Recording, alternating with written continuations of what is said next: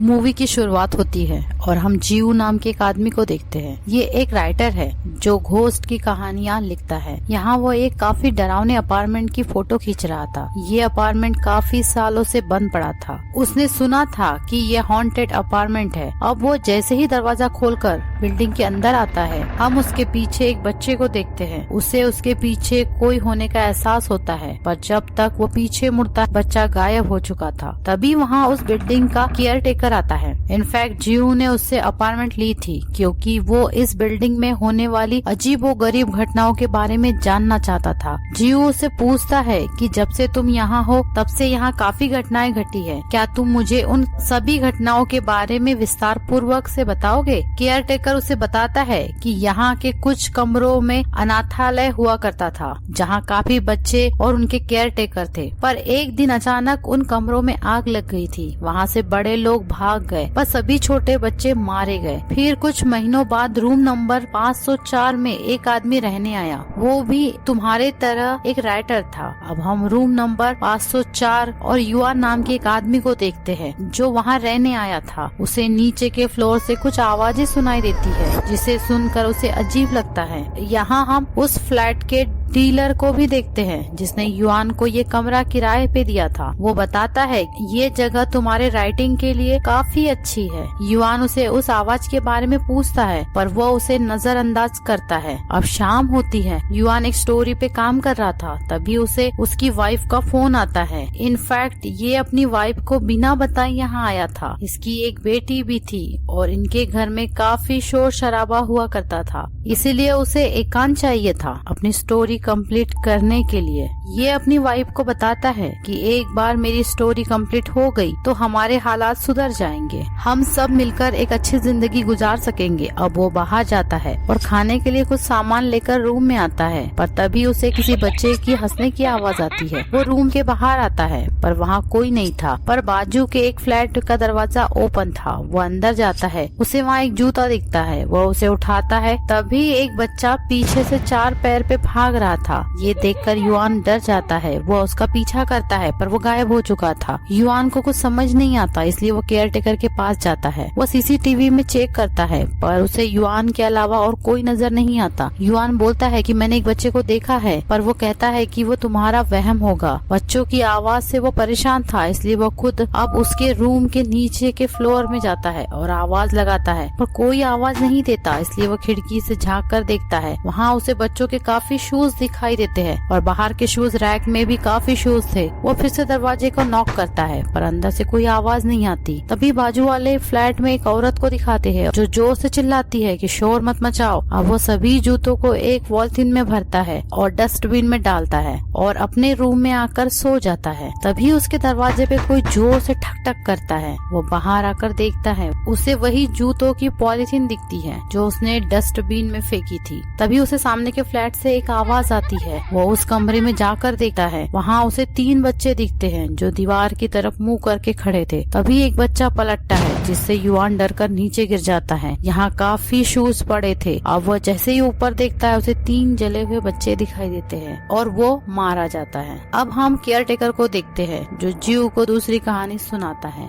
ये कहानी थी 907 रूम में रहने वाली एक कॉलेज की लड़की की जिसका नाम निया था। उसे उसकी माँ का फोन आता है। उसकी माँ बोलती है कि तुम कभी किसी के साथ रिलेशनशिप में मत रहना क्योंकि आदमी लोग धोखा देते हैं। निया के पापा भी उसकी माँ को छोड़कर चले गए थे, पर ये उसके माँ के बातों पर ध्यान नहीं देती क्योंकि पहले से ही उसका एक बॉयफ्रेंड था। अब हम उसके बॉयफ्रेंड को देखते हैं जो उसके रूम में आया था। वो बताता है कि मेरे बीवी के साथ झगड़ा हो गया है, इसलिए अब मैं कुछ दिन के लिए तुम्हारे पास रहूंगा। वो कहती है कि हमेशा के लिए रहो। रात होती है और ये दोनों सो जाते हैं। तभी निया को शावर की आवाज सुनाई देती है। वो बाथरूम के पास जाती है, तभी उसे वहाँ कोई दिखाई देता है। वो हिम्मत करके बाथरूम का दरवाजा खोलती है पर अंदर कोई नहीं होता, बल्कि रेडियो पे गाना बज रहा था। वो उसे ऑफ कर देती है। सुबह होती है। वो कुछ सामान लेने के लिए शॉप जाती है। तभी वहाँ 2 पुलिस अफसर आते हैं और उसे उसके बॉयफ्रेंड के बारे में पूछते हैं। वो बताते हैं कि वह उसके वाइफ का मर्डर करके भागा है, पर वो बताती है कि मुझे इसके बारे में कुछ नहीं पता। अब वो जल्दी से अपने रूम में आती है और अपने बॉयफ्रेंड को ढूंढती है। वो शावर ले रहा था। निया जल्दी से उसके खून से भरे कपड़ों को उठाती है और डस्टबिन में डाल देती है। वो बताती है कि ये पुलिस को पता चल गया है, इससे जल्दी से हमें यहाँ से निकलना पड़ेगा और बैग पैक करना शुरू करती है। वो अपने बॉयफ्रेंड पे काफी गुस्सा होती है क्योंकि वो अब भी आराम से नहा रहा था। अचानक रेडियो शुरू होता है। ये वही गाना था जो उस रात बाथरूम में बज रहा था। इससे निया डर जाती है। वो बाथरूम की तरफ देखती है। उसका बॉयफ्रेंड अंदर डांस कर रहा था। तभी दरवाजे पे कोई जोर से नॉक करता है। निया देखती है ये उसका बॉयफ्रेंड था। ये देखकर वो और भी डर जाती है क्योंकि अगर उसका बॉयफ्रेंड बाहर था तो अंदर कौन नहा रहा था। वो जल्दी से अपने बॉयफ्रेंड को अंदर लेती है और उसे बाथरूम की तरफ देखने बोलती है। वहाँ कोई था इसलिए वो एक हथौड़ा लेता है और बाथरूम की तरफ जाता है। तभी निया के आसपास की दीवारों पर खून दिखना शुरू होता है। अब वो जैसे ही सामने देखती है हमें उसके बॉयफ्रेंड और उसकी बीवी को दिखाते हैं, मतलब उसका बॉयफ्रेंड भी मर चुका था। यहाँ निया भी मारी जाती है। अब हमें तीसरी स्टोरी दिखाई जाती है। ये उसी डीलर की कहानी थी जो रूम नंबर 708 में रहता था। ये खाना खा रहा था और अपने वाइफ से बात कर रहा था, पर ये एक डॉल होती है जिसे उसने उसके बीवी की तरह रखा था। वह उसे एक ब्रेसलेट पहनाता है। रात होती है और वो सो जाता है। तभी उसे वॉश बेसिन से कुछ आवाजें आती है। वो बेसिन के पास जाता है। वहाँ कुछ फंसा था इसलिए पानी नीचे नहीं जा रहा था। वो चेक करता है। ये वही ब्रेसलेट था जो उसने अपने बीवी को पहनाया था। अगले दिन वो प्लम्बर को बुलाता है पर वॉश बेसिन साफ था। रात होती है। ये फिर से वॉश बेसिन चेक करता है पर उसमें कोई प्रॉब्लम नहीं था। यहाँ हमें एक बॉडी दिखाई जाती है। ये एक पॉलिथीन से पैक थी। ये डीलर की वाइफ की थी जिसका उसने मर्डर किया था। तभी उसे वॉश बेसिन में से ब्लड आते हुए दिखता है। अब जैसे ही वो पीछे देखता है उसकी वाइफ की बॉडी गायब थी और बेसिन में उसे उसके वाइफ का हाथ दिखता है, पर ये उसका भ्रम था। अगले दिन वो अपने डॉल वाइफ के साथ बैठकर खाना खा रहा था। तभी उसे बेसिन से आवाज आती है, इसलिए वो बेसिन की तरफ आता है पर अचानक से वो डॉल गिर जाती है। वो डॉल की तरफ देखता है और वो जैसे ही पलटता है उसे उसकी वाइफ की बॉडी दिखती है, जिससे वो काफी डर जाता है और एक अलमारी में छुप जाता है। और यहाँ हम उसके पीछे उसकी वाइफ को देखते हैं। अगले सीन में हम जीऊ को देखते हैं जो डीलर की कहानी सुनने के बाद डीलर के पास आया था। वो अब भी जिंदा था पर उसके दोनों हाथ कट चुके थे। जीऊ उससे घटी हुई घटना के बारे में पूछता है पर वो थोड़ा पागल सा हो चुका था। वो जादू टोने की बात करता है जो इस बिल्डिंग में हुआ करता था, पर जीऊ कुछ समझ नहीं पाता। अब वो बुक पब्लिशर के पास जाता है पर इससे सिर्फ 3 कहानी लाई थी जिससे बुक नहीं छप सकती थी। उसे किताब छपने के लिए कुछ और स्टोरीज की जरूरत थी, इसलिए वो अब अपने गर्लफ्रेंड को बताता है कि मुझे फिर से उसी बिल्डिंग में जाना पड़ेगा ताकि मैं कुछ और स्टोरीज ला सकूं। पर उसकी गर्लफ्रेंड लीना उसे मना करती है, पर वो कहता है कि बुक पब्लिश होना मेरे लिए बहुत जरूरी है क्योंकि मुझे पैसों की जरूरत है, और वहाँ से चला जाता है। अब वो फिर से केयर टेकर के पास आता है और उससे कहता है कि मैं तुम्हें पैसे दूंगा पर प्लीज मुझे और स्टोरीज सुनाओ। पैसों की बात सुनकर केयर टेकर काफी हंसने लगता है। जीऊ कहता है कि स्टोरी बुक पब्लिश होना मेरे लिए बहुत जरूरी है। केयर टेकर बोलता है कि सोच लो, क्या सच में तुम्हें और कहानी सुनना है? वो हाँ कहता है। अब वो उसे रूम नंबर 604 की कहानी सुनाता है। हम यहाँ जेसुक नाम के एक आदमी को देखते हैं जो विदेश से पढ़ाई पूरी करके अपने दोस्त ताइहून के यहाँ 2 हफ्तों के लिए रहने आया है। जेसुक देखता है कि दीवारों पे काफी फंगस लगी हुई है और घर में सामान काफी बिखरा पड़ा हुआ है। ताइहून जेसुक को देखकर काफी खुश होता है। अब दोनों डाइनिंग टेबल पर बैठते हैं। तभी हम ताइहून को अपने चेहरे पे रफ करते हुए देखते हैं। उसके चेहरे पे छोटी छोटी फुंसियाँ होती है। ये देखकर जेसुक को काफी अजीब लगता है और वो ये भी देखता है कि ताइहून जो खाना खा रहा था वो काफी सड़ा हुआ था। अब वो फ्रिज खोलकर देखता है, यहाँ भी सब कुछ सड़ चुका था, इसलिए अब वो पूरे घर की सफाई करता है। दीवार की फंगस भी निकालता है ताकि घर रहने लायक बन सके। वहाँ उसे एक कमरा दिखता है। वो अंदर जाता है। ये कमरा काफी बदबूदार था जहाँ पूरी दीवारों पर फंगस लगी थी। यहाँ उसे ताइहून की फैमिली फोटो दिखती है जो कि पूरी खराब हो चुकी थी। तभी ताइहून भी वहाँ आता है जो कि कुछ काम से बाहर गया था। घर को साफ सुथरा देखकर वो जेसुक पे काफी गुस्सा होता है और उससे कहता है कि तुमने ऐसा क्यों किया? तुमने मेरे पेरेंट्स के फोटो को क्यों साफ किया? ताइहून का गुस्सा देखकर वो काफी डर जाता है। अगले दिन वो वहाँ से जाना चाहता था पर ताइहून बाहर गया था, इसलिए वो पैकिंग करता है और ताइहून को फोन लगाता है कि मैं जा रहा हूँ। तभी उसे बगल वाले कमरे से कुछ आवाज आती है। वो वहाँ जाकर देखता है ये वही कमरा था जहाँ ताइहून के पेरेंट्स पेरेंट्स की फोटो लगी थी और जेसुक ने इसे पूरा साफ कर दिया था, पर अब ये कमरा फिर से पहले जैसा हो गया था। सब तरफ फंगस ही फंगस थी। तभी तायहुन भी वहाँ आता है, जिसने अपने चेहरे को हाथों से कवर करके रखा था। वह बार बार कहता है कि तुम्हें इस रूम को साफ नहीं करना था। और वह जैसे ही पलटता है, हमें उसका बहुत डरावना चेहरा दिखाया जाता है। ये देखकर जेसुक काफी डर जाता है और तभी फोटो में से 2 हाथ निकलते हैं और जेसुक को पकड़ लेते हैं। तायहुन कमरे के बाहर जाता है और दरवाजे को बंद कर देता है। यहाँ जेसुक मारा जा चुका था।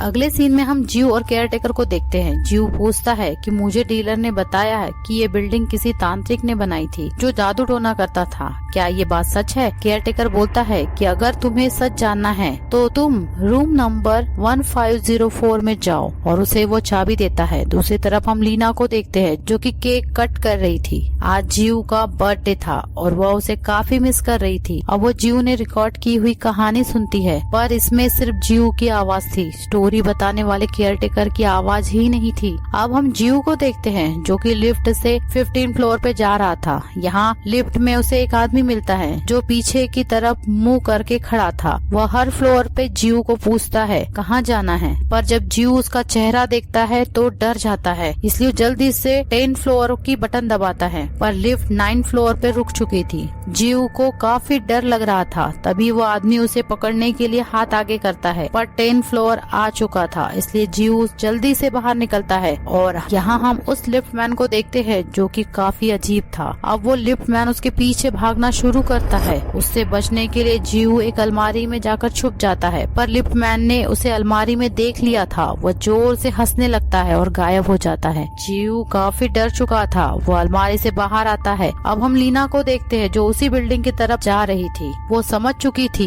कि उस बिल्डिंग में कुछ तो गलत है और वो जियो को ये सब बताना चाहती थी। इधर जियो रूम नंबर 1504 तक पहुंच चुका था और रूम के अंदर जाता है जो कि काफी वियर्ड था। वहाँ कागजों पे मंत्र भी लिखे थे। वहाँ उसे एक कैसेट मिलती है जिसे वो प्ले करता है। उसमें से आवाज आती है, जियो तुम सच जानना चाहते हो ना, तो मैं तुम्हें 5th कहानी सुनाऊंगा जो मेरे बारे में है। ये केयरटेकर की आवाज थी। वो बताता है कि मैं और मेरा दोस्त इस बिल्डिंग में चोरी करने आए थे। अब हम केयरटेकर उसके साथी जेंग को देखते हैं। ये वही आदमी था जो जियो को लिफ्ट में मिला था। उन्हें पता चला था कि इस बिल्डिंग के बिल्डर ने काफी पैसा एक रूम में छुपा कर रखा है। इनफैक्ट ये बिल्डिंग एक ऐसे बिल्डर ने बनाई थी जो जादू टोना करके शैतानों को जागृत किया करता था और अपने काम के लिए इस्तेमाल किया करता था। अब ये दोनों रूम नंबर 1504 में जाते हैं और एक खिड़की तोड़कर रूम के अंदर पहुंचते हैं। ये वही रूम है जिसकी चाबी केयरटेकर ने जियो को दी थी। ये जगह काफी अजीब थी। यहाँ हर जगह मंत्र लिखे थे। ऐसा लग रहा था मानो यहाँ जादू टोना किया जाता था। जेंग को यहाँ एक अलमारी दिखती है और जैसे ही वो साइड में देखता है वहाँ बाल लटक रहे थे, जिससे वो काफी डर जाता है। वो केयरटेकर को इसके बारे में बताता है, पर वो यकीन नहीं करता क्योंकि बाल गायब हो चुके थे। जेंग कहता है कि मुझे यहाँ कुछ अजीब लग रहा है, हमें यहाँ से चलना चाहिए। पर केयरटेकर बोलता है कि हम यहाँ से पैसे लेकर ही जाएंगे। यहाँ इन्हें काफी बड़ी चादर दिखती है जिसपे शैतानी मंत्र लिखे थे। वो उसे जैसे ही उठाते हैं वहाँ उन्हें एक लाश दिखती है। इसके पैरों में घुंघरू बंधे हुए थे। केयरटेकर उस घुंघरू को बचाता है और बोलता है कि इस लाश को मंत्रों से जिंदा किया जा सकता है। उसे उस लाश के मुंह में एक चाबी मिलती है जो कि उस बड़े से अलमारी की थी। वो उस अलमारी को खोलता है जहाँ उसे नोटों के बंडल दिखते हैं। ये देखकर वह काफी खुश होता है क्योंकि अब ये अमीर हो चुके थे। जेंग सभी नोटों को बैग में भरना शुरू करता है, पर तभी उसे पीछे से घुंघरू की आवाज आती है। वो पलटकर देखता है, लाश गायब थी। तभी वहाँ उसे वही लाश के पैर चलते हुए दिखते हैं जिससे घुंघरू की आवाज आ रही थी। वह काफी डर जाता है और वहाँ से भागकर अपनी कार में बैठ जाता है, पर कार की चाबी वहाँ नहीं थी।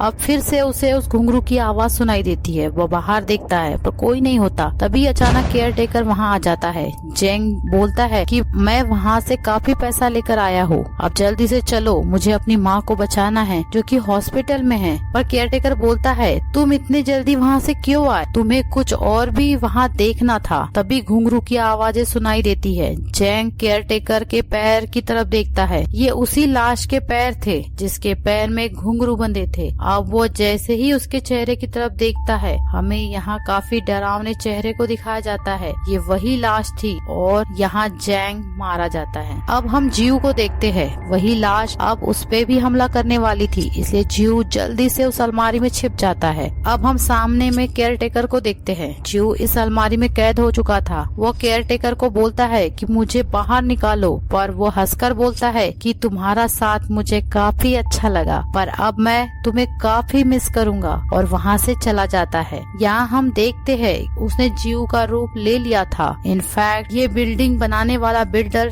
तांत्रिक क्रिया से शैतान बन चुका था, इसलिए उसके मौत के बाद तंत्र मंत्र करने वाले उसके साथियों ने उसे मांत्रिक विद्या से बांध दिया था ताकि उसकी आत्मा किसी को परेशान ना करे। पर केयर टेकर ने उसकी बॉडी से चाबी निकालकर अलमारी को खोल दिया था, जिससे उसकी आत्मा मुक्त हो गई थी। यहाँ जियू काफी चिल्लाता है और रोता है, पर कोई फायदा नहीं था। अब हम लीना को देखते हैं जो केयर टेकर के रूम में आई है। ये रूम काफी वियर्ड था। तभी हमें उसके पीछे उसी बच्चे को दिखाते हैं जो मूवी के शुरू में जियू के पीछे दिखाया गया था। अब यहाँ हम जियू को देखते हैं। लीना बोलती है कि मैं तुम्हें ही ढूंढने आई थी, पर वो कुछ नहीं बोलता, जिससे लीना समझ जाती है ये जियू नहीं है। हम जियू को हंसते हुए देखते हैं और यहाँ मूवी खत्म होती है।